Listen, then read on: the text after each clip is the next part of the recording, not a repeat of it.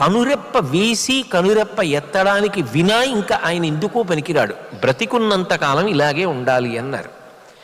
అది ఆయనకి వినపడుతోంది ఆ మోరిస్ గుడ్మ్యాన్కి. ఆయన మనసులో తీవ్రమైన సంకల్పం చేశాడు. డాక్టర్లు నేను బ్రతికున్నంతకాలం ఇలాగే ఉంటానని అంటున్నారు, నేను అధైర్యపడను, నేను సాధిస్తాను. నేను ఖచ్చితంగా 1 సంవత్సర కాలం లోపల పరమ ఆరోగ్యవంతంగా పూర్వం ఎలా నడిచి వెళ్ళిపోయేవాడినో అలా నడుచుకుంటూ నా ఇంటికి వెళ్ళిపోతాను అని నిర్ణయం తీసుకొని కఠోరమైనటువంటి సాధనతో మొదలుపెట్టాడు. కొద్ది వారాలు అయ్యేటప్పటికీ ప్రాణవాయువుని తొలగిస్తే తనంత తాను ఊపిరి తీసుకోవడం మొదలుపెట్టాడు.